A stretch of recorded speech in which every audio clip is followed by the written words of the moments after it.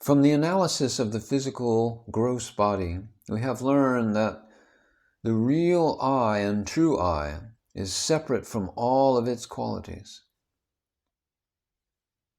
Additionally, we can easily see that someone else's beautiful, cute, bonny baby is of no value to us compared to our own dark, stocky boy who has pockmarks and a flowing, dirty nose.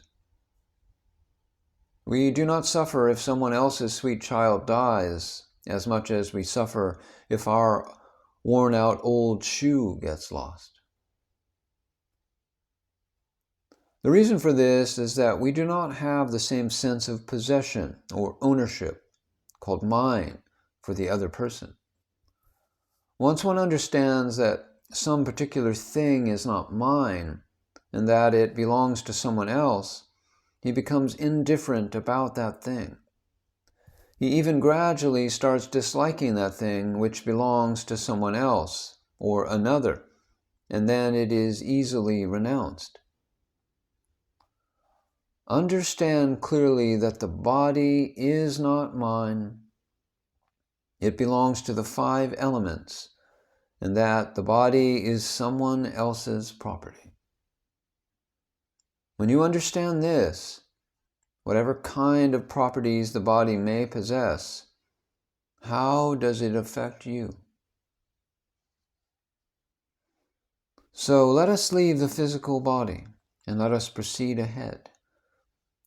However, to leave the body does not mean that it should be pushed into a well or to be hung with a noose around the neck. We leave the body by understanding it and by gaining the factual knowledge about it. When the body is known for what it really is, the obsessive interest in it subsides, and we can step beyond it as it is automatically renounced. If the body is purposefully destroyed physically, as in suicide, then one definitely gets reborn again and again. Complete renunciation of the body is achieved only through discrimination of the real from the unreal. By using discrimination while one has the human body, one naturally arrives at a state of renunciation. And instead, the body becoming a reason for rebirth, it has the capacity to liberate one from the cycle of birth and death altogether. There are 5 types of dissolution. 2 are at the level of the body, 2 at the level of the universe, and 1 through discrimination. They are the daily dissolution, or the dissolution of deep sleep, the dissolution through death, the dissolution of the Creator and the creation, the dissolution at the time of the many ages or kalpas, and the dissolution by inquiry or discrimination.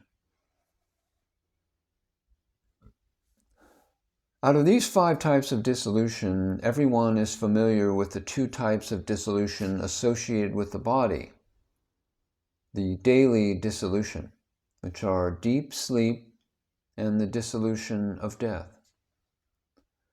In deep sleep, the whole world, including our body, is dissolved. However, upon awakening, the body and the world are present just as they were before going to sleep, and all actions start again, just as they did before. The dissolution through death is the same as the dissolution through deep sleep. However, after death, in the absence of self-knowledge, the being has to take a new body in accordance with one's past actions or karma, and their mental dispositions or vasanas. In the new body, the actions such as eating, sleeping, and mating and fear happen according to the impressions, the vasanas remaining from previous lives. Above the bodily level, at the universal level, there are two other cosmic types of dissolution. The first is the dissolution at the end of the life of the Creator and his creation, called the Brahma Pralaya. The second is the dissolution that takes place at the end of a Yuga age or Kalpa, after many such creators and their creations have come and gone. This is known as the Kalpa Pralaya. With these two types of dissolution, a new creator or new Kalpa starts, and creation, which was latent for some time, rises with renewed vigor and activity, and starts all over again. In this way, the wheel continues to revolve, rising and setting at fixed periods. One can see from the descriptions given so far of these four types of dissolutions that bodies cannot be dissolved finally in all of them.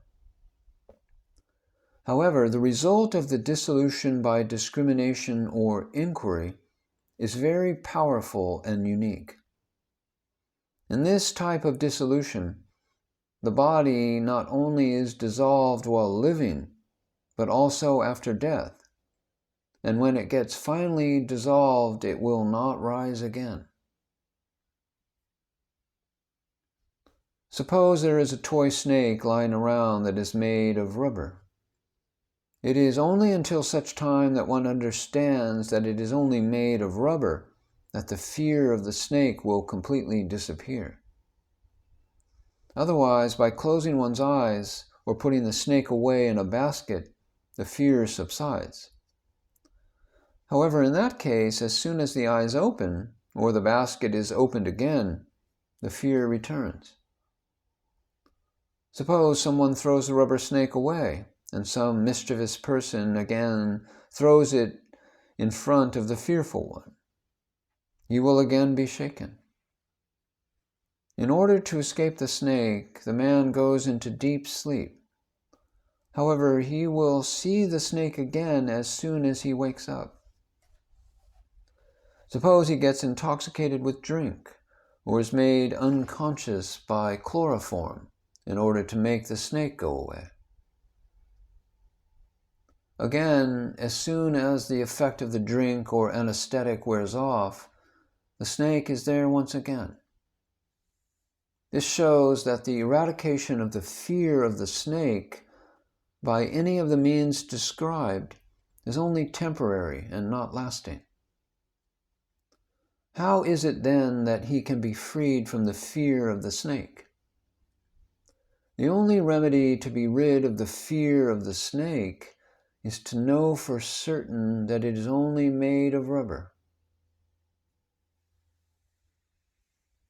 Once this knowledge dawns, then even if his eyes see the snake, or if somebody wants to frighten him with it, there is no cause for fear.